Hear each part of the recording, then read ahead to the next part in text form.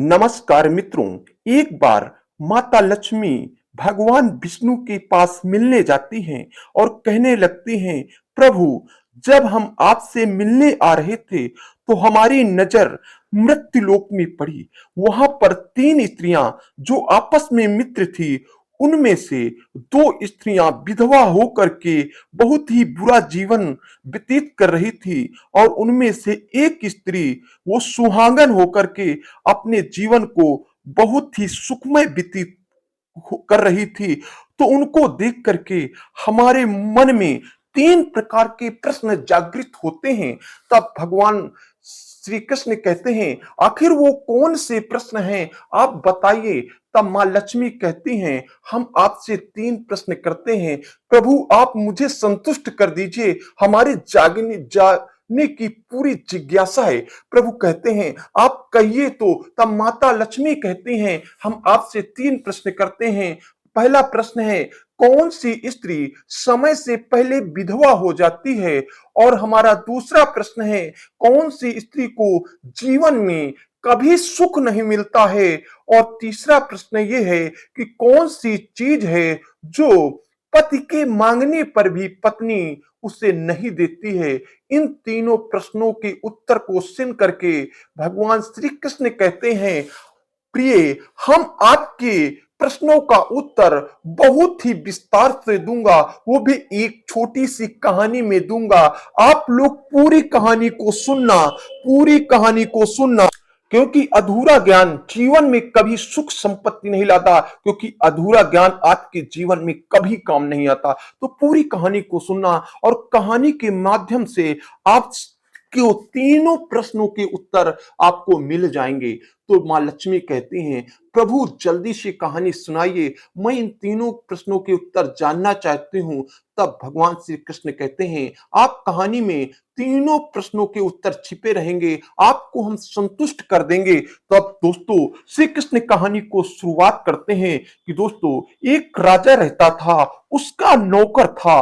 नौकर दोस्तों हमेशा अपनी पत्नी की बड़ाई किया करता था, हमेशा दोस्तों वो अपनी पत्नी की बड़ाई करता ही रहता था।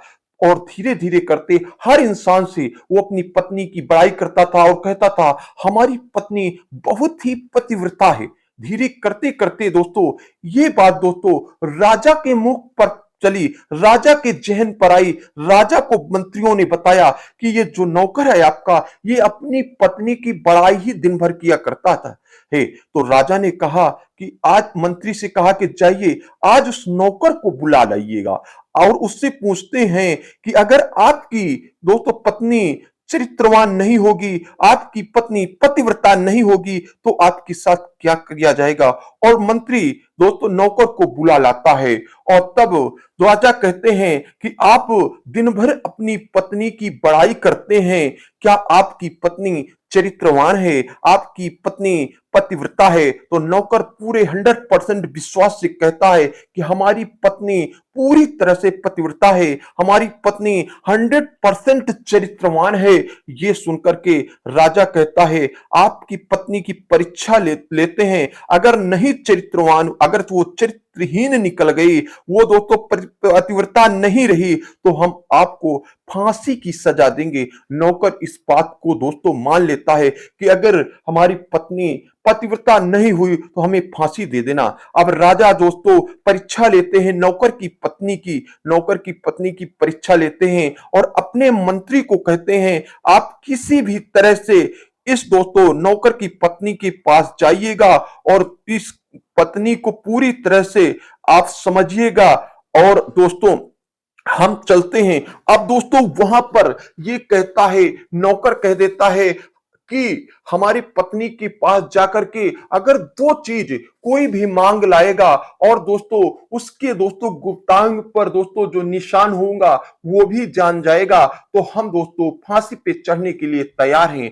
अब वो मंत्री जाता है तो पूछते हैं, राजा साहब आखिर वो चीज, दो चीज कौन है जो शादी के समय दोस्तों बहुत ही सुरक्षित तरीके से रखी जाती है? वो होता है पटका और कटार। पटका और कटार होता है जो उस नौकर की पत्नी को बहुत प्रिय थे और वो बहुत ही सुरक्षित रखे थे।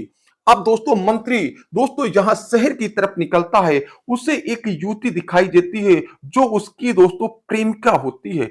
अब दोस्तों नौकर अपनी प्रेमिका से बात करता है, अपनी युवती से बात करता है कि आपको क्या करना है। आपको हमारे जो राजा का नौकर है उसके घर जाना है। उसके घर जाकर के पूरी कहानी बताता है मंत्री अपनी युवती से, और उसके घर जाना है और दोस्तों उससे हमारी दोस्तों मुलाकात करा देनी है और हम दोनों को रिश्ता बनवा देना है। तो ये युवती दोस्तों इस बात को नहीं मानती, क्योंकि वो मंत्री से वो युवती प्रेमिका प्रेम करती थी, वो नहीं मानती है, कहे मैं इस बात को मानने के लिए बिल्कुल राजी नहीं हूं। तब दोस्तों मंत्री फिर कहता है अगर इस बात को मानने के लिए राजी नहीं हो तो और एक दूसरी बात है, आप उस युवती के घर जाए, उस नौकरानी के घर जाए, उसके दोस्तों गुप्तांग में जो भी निशान हो उन्हें दिखाए और उसके घर से दोस्तों पटका और कटार चुरा लाती हैं, तो आप जो चीज मांगेगी हम उसको दे देंगे। वो युवती चल देती है नौकरानी के घर और वहां पर जाती है और बैठ जाती है और नौकरानी से कहती है हम आपकी बुआ हैं, आपके पति की हम बुआ हैं, पहली बार आई हैं। तब दो नौकरानी कहती हैं हम तो नहीं जानते, परंतु दोस्तों बुआ हैं। वो उसका बहुत ही अच्छा स्वागत करती है और वो युवती दोस्तों 2-3 दिन रहती है। और 2-3 दिन रहने के बाद दोस्तों जब नौकरानी एक दिन स्नान करती है तो वो बुआ जो बन जाती है वो नौकरानी के पैरों में, हाथों में, मुंह में हाथ फेरने लगती है और कहने लगती है कि माइल बहुत है, आपके ओर छुटाने का कोशिश करती है। बल्कि नौकरानी मना करती है परंतु वो जिद करती है और एट लास्ट में युवती दोस्तों उसकी आंखों में, नौकरानी की आंखों में दोस्तों पानी फेंक देती है और उसकी जांघों में जो तिल था उसे देख लेती है और वो नहाती रहती है। और वो जो बुआ बनी थी युवती वो जाती है उसके पटका और कटार चुरा लेती है और झटपट दोस्तों अपने शहर आ जाती है। पटका और कटार चुराने के बाद मंत्री को बुलाती है युवती और उसको देती है और मन चाहा दोस्तों उससे रकम लेती है। उसके बाद दोस्तों वो मंत्री जाता है और राजा के पास जाकर के बताता है ये देखिएगा हम नौकर की पत्नी नौकरानी के पास 2 रात रुके हैं और ये देखिएगा पटका और कटार ले आए हैं और दोस्तों उसके जांघ में तिल है ये भी हम बताते हैं। ये बात सुन करके राजा नौकर को बुलाता है और नौकर दोस्तों सुनता है और मंत्री राजा से बताता है। तो दोस्तों जैसे ही राजा नौकर को यह बात पता चलती है कि हमारा ये मंत्री दोस्तों पूरी तरह से जान गया, हाँ उसकी दोस्तों जांग पर तिल है, और दोस्तों वो मंत्री कटार और पटका दिखाता है तो नौकर मान जाता है कि और कहता है कि हाँ मान गए कि आज दोस्तों हमारी पत्नी ने पतिव्रता धर्म को तोड़ा है। अब दोस्तों राजा कहते हैं हाँ आपको दोस्तों फांसी होगी। नौकर से कहते हैं आपको फांसी होगी। नौकर हाँ कह देता बिल्कुल फांसी होनी चाहिए, क्योंकि हमने जो कहा है वो करेंगे। हमारी पत्नी पतिव्रता नहीं निकली, हमें फांसी देना चाहिए। परंतु दोस्तों ये कहानी यहीं पर खत्म नहीं होती, और भी कहानी है दोस्तों। वैसे ही दोस्तों अब राजा दोस्तों कह देते कि आपको 15 दिन पर फांसी होनी है। तब नौकर कहता जी हजूर जरूर होनी है, और राजा कहता है आप अपनी लास्ट इच्छा बताए। तब दोस्तों नौकर कहता एक बार हमें अपनी पत्नी से मिल आने दीजिए, हम यही मेरी लास्ट इच्छा है। राजा कहते हैं तथास्तु हो, और नौकर अपनी पत्नी के पास जाता है और पूरी वृत्तांत बताता है और कहता है कि अब हमें दोस्तों 15 दिन के बाद फांसी हो जाएगी। अब नौकरानी बिल्कुल परेशान हो जाती है और नौकर दोस्तों दोबारा दोस्तों राजा के पास चला आता है।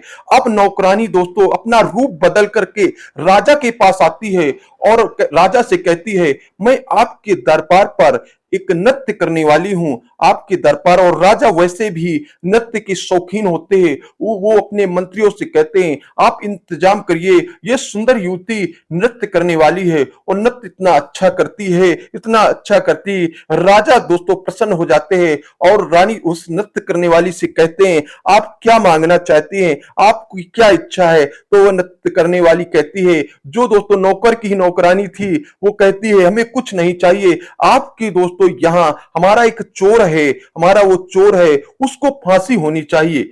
तो राजा कहता है कौन है? तब वो बता देती है युवती कि वो चोर जो है आपका मंत्री है, वो हमारे घर से इस प्रकार का छल करता है, हमारे घर में एक युवती को भेजता है, वो हमारे घर में बुआ बनकर आती है और वो हमारे स्टील को देखती है और हमारे दोस्तों पटका और कटार चुरा कर लाती है। इस बात को सुनकर के राजा अचंभित हो जाता है और दोस्तों उस युवती को बुलाता है जो बुआ बनकर गई है। मंत्री जाता उस युवती को बुलाकर लाता है। युवती साफ साफ दोस्तों बता देती है। इस प्रकार से दोस्तों राजा दोस्तों उसको रिहा कर देता है, नौकर को रिहा कर देता है और मंत्री को फांसी दे देता है।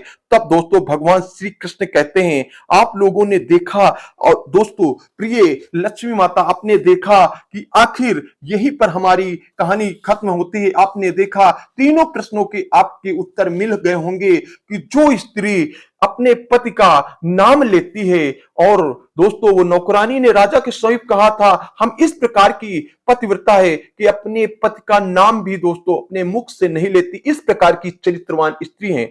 तब दोस्तों श्री कृष्ण ने कहा कि हे माता लक्ष्मी आपको तीनों प्रश्नों के उत्तर मिल गए होंगे। जो स्त्री अपने पति का नाम लेती है समय से पहले विधवा हो जाती है, पति की उम्र कम हो जाती है और वो जीवन में कभी दोस्तों सुख नहीं भोगती। दूसरे प्रश्न का उत्तर है जीवन में कभी सुख नहीं मिलता दोस्तों, जीवन में उसे कभी सुख नहीं मिलता, हमेशा दोस्तों वो दोस्तों दरिद्रहीन बनी रहती है। और तीसरा प्रश्न था कि कौन सी चीज है जो पत्नी पति के मांगने पर भी नहीं देती। तो दोस्तों हम आपको बता देते हैं वो ऐसी चीज है गाली है, जो दोस्तों पत्नी पति के मांगने पर भी नहीं देती। क्या नहीं देती? गाली। तो दोस्तों इन तीनों प्रश्न का उत्तर देकर के भगवान श्री कृष्ण कहते आप संतुष्ट हो गई माता? तब दोस्तों माता लक्ष्मी कहती बिल्कुल हम संतुष्ट हो गए। तो जो औरतें इस प्रकार करती हैं वो समय से पहले विधवा हो जाती हैं, उनको जीवन में कभी सुख नहीं मिलता। और दोस्तों